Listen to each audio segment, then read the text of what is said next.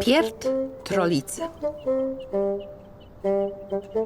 Po zasiedleniu przez osadników regionu Borgafjordur i innych miejsc na zachodzie kraju, trolle wycofały się na górskie wrzosowiska i poszukały sobie jaskiń na polu lawy Hatmundarhraun i gdzie indziej. Niektóre z nich były bardzo złe na ludzi i robiły wszystko, żeby tylko im dokuczyć. Wśród nich była Depilrasa, czyli centkowana żyć. Mieszkała na wyżynie Arnarvatnsheiði i wyjątkowo lubiła swar.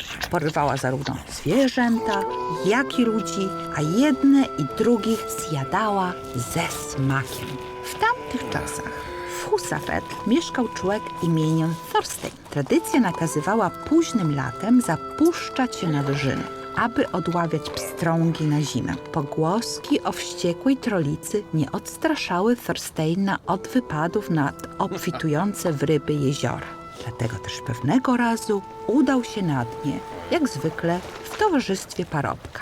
Po 2 dniach udanych połowów rybacy za pobliską skałą zauważyli jakiś ruch i odnieśli wrażenie, że ktoś ich obserwuje. Thorstein krzyknął: Pokaż się, jak masz do mnie jaką sprawę. Po pewnym czasie dostrzegli ciemnawą istotę wychodzącą spod skały i zmierzającym ku nim. Był to rozczochrany troli podrostek, przypominający nieokrzesanego kmiota. Powitali go, pytając, skąd wziął się tu na wyżynie. Odpowiedział, że na imię ma Dofry i jest synem Depilrasy i pasterza, którego ta porwała wiele lat wcześniej i wzięła w jaskini. Ale teraz moja matka zabiła już i zjadła także mojego ojca. Niedługo i mnie czeka ten sam los, bo o wszystko mnie obwinia. Podobnie jak mojego ojca, zanim go pożarła. Thorsteinowi spodobał się ów chłopak. Przyto zaproponował mu, aby się u nich ukrył i udał się razem z nimi do domu. Dofry mu podziękował, ale ostrzegł: ona wie, że tu jesteście i zamierza was porwać. Raśli z was mężowie, więc raczej nie zaatakuje obu naraz. Kiedy nadejdzie, musicie stać blisko siebie i mieć siekierę oraz nóż przytoczony za pasem. Zwykle udaje niewiniątko, więc pewnie poprosi was, byście poczęstowali ją skirem. Dajcie jej jeść, ale nie pozwólcie podziękować sobie pocałunkiem. Wtedy na pewno odgryzie wam głowy. Ukrywszy Dofrego w pobliskiej grocie, Thorstein i parobek wrócili do łowienia ryb. Wkrótce zauważyli zbliżającą się dziwaczną stworę. Była to stara trolica, przepotężna i szkaradna. Stało się tak, jak powiedział Dofry. Sprawiała wrażenie niewinnej i poprosiła o skir. Dali jej go, a ona z wdzięczności zapragnęła ucałować Thorsteina, lecz ten odsunął się i rzekł: Przyjmuję wyrazy wdzięczności, ale bez pocałunku. Megiera przez chwilę przystępowała z nogi na nogę, jakby nie potrafiła zdecydować się co dalej, a potem nagle odwróciła się i odeszła bez pożegnania. Następnego ranka Thorstein, parobek i Dofry powrócili do wioski, prowadząc 3 konie objuczone rybami. Rok później ponownie udali się na łowy. Jedynie Dofry został w domu, bo nie chciał wracać na wrzosowisko. Tym razem ludzi pojechało więcej, a dopóki łowili ryby, trolica się nie ujawniła. Przed powrotem do osady Thorstein i jego ludzie zbudowali małą, acz solidną chatkę, w której planowali się zatrzymać, gdy przyjadą zimą łowić pod lodem. Pod koniec zimy, kiedy lód skłuł wody, Thorstein i parobek udali się na wyżynę.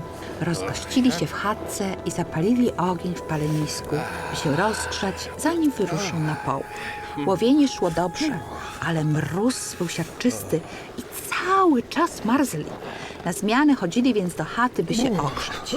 Po południu drugiego dnia, kiedy Thorstein wyszedł z chaty, zauważył, że Depilrasa dopadła parobka i go zabiła, a teraz wielkimi krokami sadzi ku niemu.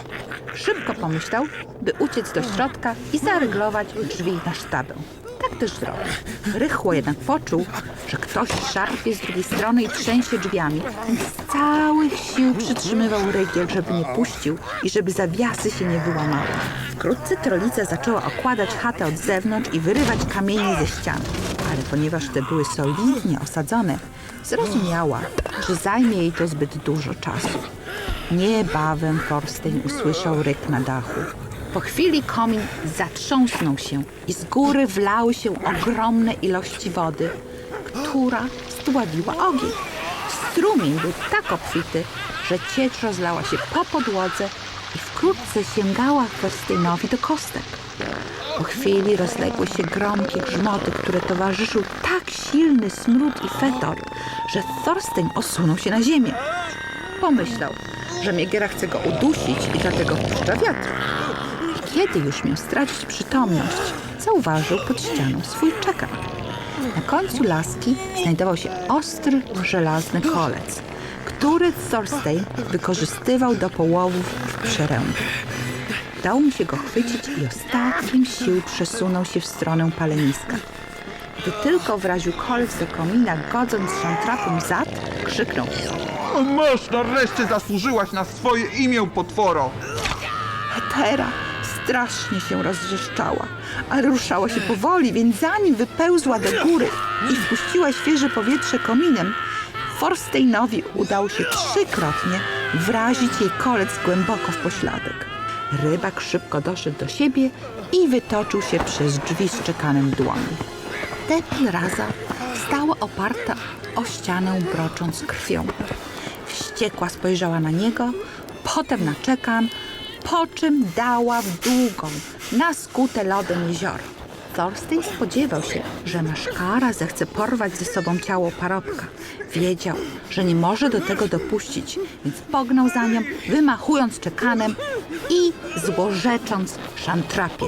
Ta zaś widząc to, zmieniła kierunek i znikła za wzgórzem.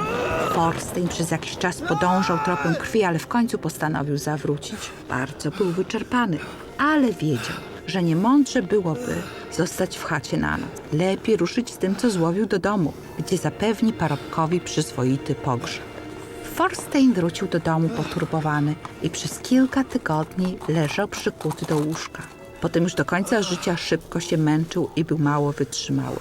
O Deppelrasie więcej nie słyszano i nie wiadomo, czy po tym zdarzeniu niepokoiła jeszcze podróżnych na Arnarvatsheiði.